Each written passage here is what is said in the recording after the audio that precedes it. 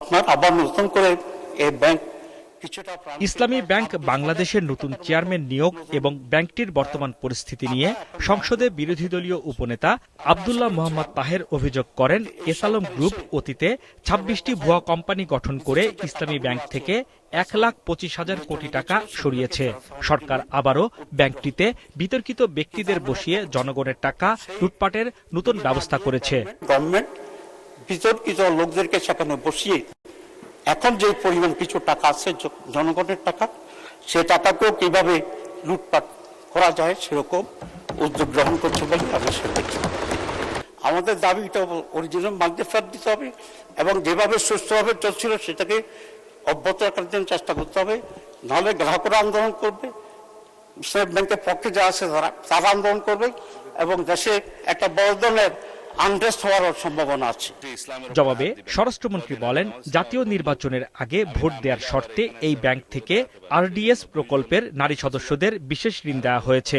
পর্দার আড়ালে থেকে ইসলামী ব্যাংকে বিশৃঙ্খলা সৃষ্টির উদ্দেশ্যে গ্রাহকের নামে আন্দোলন চালানো হচ্ছে। এখন পর্দার আড়াল থেকে নেমে পড়েছেন, এটা ভালো। বেপর্দা হওয়া, বেনাকাব হওয়া কোনো কোনো ক্ষেত্রে খারাপ, তবে এই ক্ষেত্রে ভালো হয়েছে যে মানুষ জানতে পেরেছে। ভোটের আগে 10,000 টাকা করে অনেক নারীকে দেয়া হয়েছে। লাইনে আমার এক ভোটার জিজ্ঞেস করছে, আমার এক কর্মী, মা আপনি কোথায় দিবেন? বলছে যে বাবা, বলছে কোরআনের দল না দিলে তো জান্নাতে যাওয়া যাবে না। 10,000 টাকাও দিয়েছে, বলেছে এটা মাফ হয়ে যাবে, আরো 10,000 টাকা পাবো। এইভাবে মাননীয় স্পিকার বোনাস হিসাবে দাঁড়িপাল্লায় ভোট দিলে জান্নাত পাওয়ার নিশ্চয়তাও দিয়েছে। এই আরডিএস প্রকল্পের মধ্যে কত হাজার কোটি টাকা ডিস্ট্রিবিউট হয়েছে জানেন? 22,000 কোটি টাকা ডিস্ট্রিবিউট হয়েছে। 11,000 কোটি টাকা আগে দেওয়া হয়েছিল। এই 5ই আগস্ট 2024-এর পরে নির্বাচনের এই বৈতরণী পার হওয়ার জন্য আরো 11,000 কোটি টাকা দেওয়া হয়েছে, এর কোনো হদিশ নেই। নাবিল গ্রুপ সহ যারা ব্যাংক থেকে ঋণ নিয়ে ফেরত দেয়নি তাদের বিরুদ্ধে তদন্ত করা হবে বলেও জানান স্বরাষ্ট্রমন্ত্রী। একই সঙ্গে নিয়ম বহির্ভূতভাবে 9,000 কর্মীকে চাকরিচ্যুত করার বিষয়ে ব্যবস্থা গ্রহণের ইঙ্গিত দেন স্বরাষ্ট্রমন্ত্রী। নাবিল গ্রুপকে 700 কোটি টাকা এলসির এগেইনস্টে লোন দেওয়া হয়েছে, পরে এই মালামাল বিক্রি করে ব্যাংকে টাকা ফেরত দেওয়া হয়নি। দুষ্ট লোকেরা বলে সেটা কোনো এক দলের নির্বাচনী তহবিলে গেছে এবং তারা একটা টিভি চ্যানেল প্রতিষ্ঠা করেছে এবং সেই টিভি চ্যানেলটা কোন পক্ষে খেলছে সেটা আমরা জানি। তার ব্যাংক লায়াবিলিটি হচ্ছে 16,000 কোটি টাকা। তার বিরুদ্ধে তদন্ত কেন হচ্ছে না? সেই জন্য তদন্ত হবে মাননীয় স্পিকার। এখন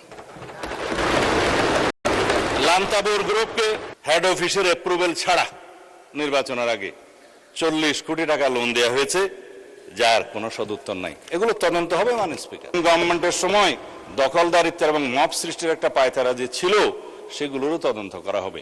তারা কোথায় কোথায় কার নামে লোন দিয়েছে, কর্পোরেট সোশ্যাল রেসপন্সিবিলিটির টাকা কোথায় ব্যবহার করা হয়েছে, নির্বাচনের আগে সেই তহবিল কোথায় গিয়েছে, আরডিএস প্রকল্পের টাকা কত লোককে দেওয়া হয়েছে, কিভাবে দেওয়া হয়েছে, সেগুলো ফেরত আনার ব্যবস্থা করা হবে, তদন্ত করা হবে মাননীয় স্পিকার।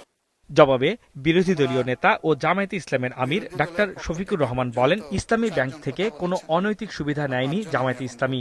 তাদের বিরুদ্ধে আনা অভিযোগ তদন্তের দাবিও জানান তিনি।